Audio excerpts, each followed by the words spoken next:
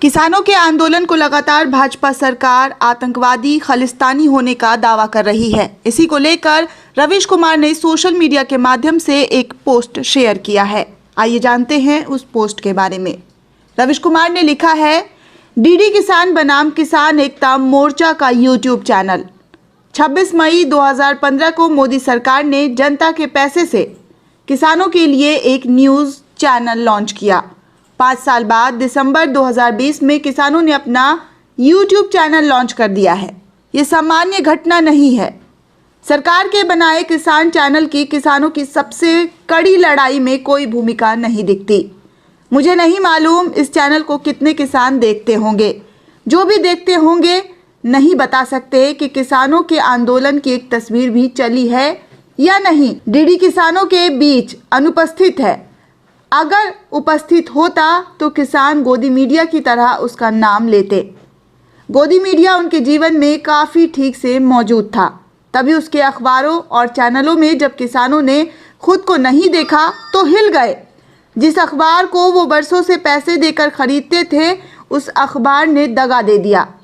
चैनलों ने उन्हें गायब कर दिया और आतंकवादी कह दिया। आज किसानों को यूट्यूब चैनल लॉन्च करना पड़ रहा है। देखना है कि इस YouTube चैनल को कितने लोग सब्सक्राइब करते हैं। क्या किसान इसके सब्सक्रिप्शन की संख्या से कारपोरेट और सरकार के गुलाम गोदी मीडिया को टक्कर दे पाएंगे? भारत का किसान गोदी मीडिया से लड़ने लगा है। इस गोदी मीडिया ने गांव को हिंदू मुसलमान में बांट दिया। क्या किसान गोदी मीडिया को परास्त कर पाएंगे? किसानों ने ये चुनौती उठा ली है। ये भी कम बड़ी बात नहीं है। अरबों रुपए के न्यूज़ चैनलों के होते हुए भारत का किसान अपना चैनल लॉन्च कर रहा है। ये बात दुनिया को मत बताइएगा, वरना आपको शर्मिंदा होना पड़ेगा। आगे फिर से रवीश कुमार ने लिखा है, हमने गुरुद्वारा बंगला साहिब जी पर प्राइम टाइम किया था।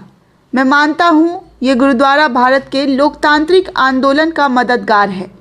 लंगर सेवा के जरिए खाली पेट किसानों और जवानों को नारे लगाने की ताकत देता है। उम्मीद है प्रधानमंत्री जब गुरुद्वारा रकाबगंज साहब जी के आंगन में गए होंगे तो भावना सच्ची होगी, प्रचार की नियत नहीं होगी। लेकिन जिस तरह से गोदी मीडिया के पत्रकार दनादन ट्वीट कर रहे हैं और इस बात पर खास तौर पर जोर दे रहे हैं कि प्रधानमंत्री अचानक और बिना किसी सुरक्षा बंदोबस्त के पहुंचे और किसान को हटाया नहीं गया, लगता है मकसद यही था, इमेज बनाना। बंदगी नौटंकी नहीं होती है।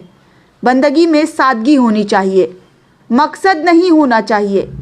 गोदी मीडिया हर चीज़ को नौटंकी बना देता है। एक अच्छे मकसद से की गई यात्रा को आईटी सेल और गोदी मीडिया ने प्रोपोगेंडा में बदल दिया। आप दिल्ली के इन 2 गुरुद्वारों का दर्शन जरूर करें, काफ़ी कुछ सीखेंगे। रकाबगंज साहिब के बाहर भी आपको कई कामयाब लोग गरीबों की सेवा करते हुए मिल जाएंगे। बंगला साहिब और रकाबगंज साहिब की दूरी ज़मीन पर भले कुछ किलोमीटर की है, लेकिन भावना और मकसद तो एक ही है। क्या प्रधानमंत्री इस मकसद को पूरा करेंगे? सरकार किसानों के आंदोलन को इमेज मैनेजमेंट की नज़र से ना देखे। एक तरफ सरकार के मंत्री, बीजेपी के सांसद इन किसानों को नक्सल और खालिस्तानी बताने में लगे हैं, तो वहीं दूसरी तरफ प्रधानमंत्री गुरुद्वारा रकाबगंज जा रहे हैं। सच्चा संदेश देना था तो उसी रास्ते में थोड़ा और आगे बढ़ जाते और सिंगू बॉर्डर पर जमा किसानों से मिल आते। लेकिन किसानों की लड़ाई को सरकार कभी भ्रमित लोगों का आंदोलन बताने में लगी हुई है तो कभी सिखों का। इस आंदोलन में सिख हैं, मगर लड़ाई तो कानून की है, मजहब की नहीं है।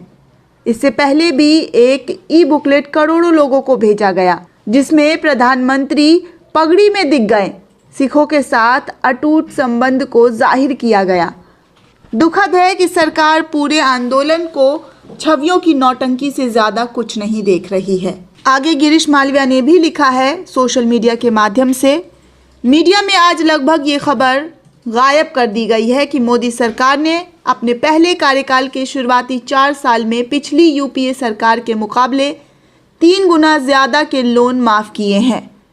आरबीआई से मिली जानकारी के अनुसार 2015 से 2019 तक 7.94 लाख करोड़ रुपए के लोन माफ़ किए गए थे, जबकि उससे पहले यूपीए सरकार के 10 साल यानी कि 2004 से 2014 में 2020,328 करोड़ रुपए के लोन माफ किए थे। कुछ मित्रों का कहना है ये लोन माफ नहीं किया गया है, बल्कि इसे राइट ऑफ किया गया है।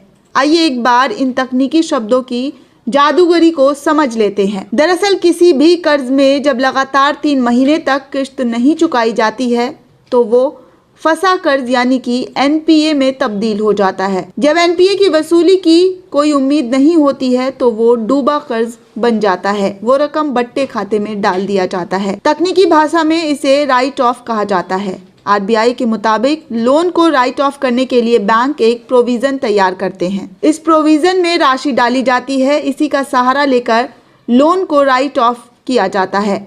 बाद में यदि कर्ज की वसूली हो जाती है तो वसूली की गई राशि को इस कर्ज के विरुद्ध एडजस्ट कर दिया जाता है। राइट ऑफ एक टेक्निकल एंट्री है। इसमें बैंक को कोई नुकसान नहीं होता। इसका मतलब ये नहीं है कि बैंक के उन संपत्तियों को छोड़ दिया। राइट ऑफ के बाद भी बैंक कर्ज वसूली की प्रक्रिया जारी रखते हैं।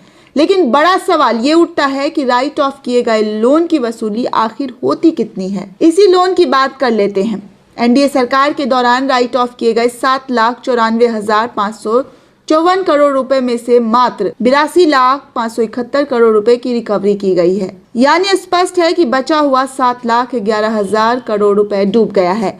यानी कुल राइट ऑफ लोन का 12% ही वसूल कर पाए हैं। ये फिगर भी तब है जब इसमें प्राइवेट बैंकों के राइट ऑफ की गई रकम का आंकड़ा शामिल है।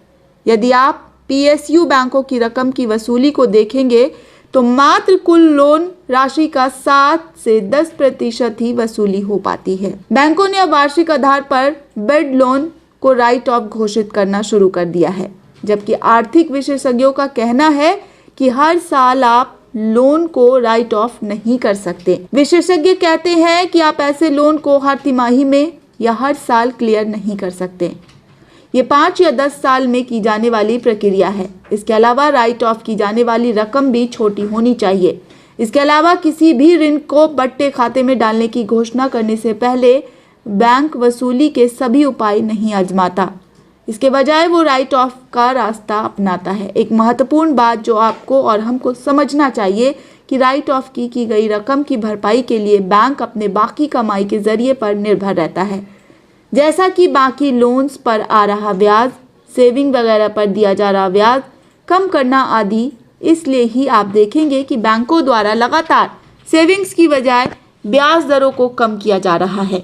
मोदी सरकार में हो ये रहा है कि बड़े कारोबारियों के साल दर साल कर्ज को बट्टे खाते में डाला जा रहा है और उसकी वसूली के लिए बैंकों के रिकम्प्लेटाइजेशन के नाम पर आम जनता पर टैक्स बढ़ाकर वसूली की जा रही है। आगे फिर से गिरीश मालविया ने लिखा है, इस सज्जन को पहचानते हैं ना आप? ये भारत के गृह मंत्री हैं। ये उस सरकार के गृह मंत्री हैं जो बार बार कहती है जब तक दवाई नहीं तब तक ढिलाई नहीं, जो दिन रात सोशल डिस्टेंसिंग और मास्क लगाने के बारे में ज्ञान बांटती फिर रही है। ये उस सरकार के गृह मंत्री हैं जो कोरोना का बहाना बनाकर संसद के शीतकालीन सत्र को स्थगित कर देते हैं। ये उसी सरकार के प्रधानमंत्री के बाद सबसे बड़े पोस्ट पर आसीन हैं। ऐसा भी नहीं है कि ये कोरोना से अनजान हैं, बल्कि ये तो खुद कुछ महीने पहले पॉजिटिव पाए गए थे और हॉस्पिटल में भर्ती रहकर महीनों तक अज्ञातवास भी रहे हैं।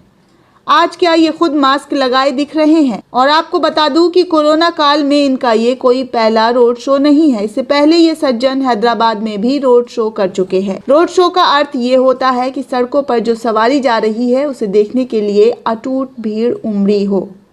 यहाँ तक कि ये खुद कबूल कर रहे हैं कि ऐसी भीड़ तो उन्होंने जीवन में नहीं देखी। कुछ समझदार लोग कहते हैं कि कोरोना महामारी है। मुझे समझ में नहीं आता कि ये कैसे महामारी है। ये कैसा वायरस है जो बीजेपी की रैलियों में, रोड शो, चुनाव प्रचार के दौरान लोगों से दूर दूर रहता है, लेकिन जैसे ही रात के 10 बजते हैं वो एक्टिव हो जाता है और तब सड़क पर निकलने वालों से चिपट जाता है। वैसे ये अलग प्रश्न है कि ये महामारी है कि नहीं, लेकिन क्या बतौर भारत के गृह मंत्री को उनका ये व्यवहार शोभा देता है?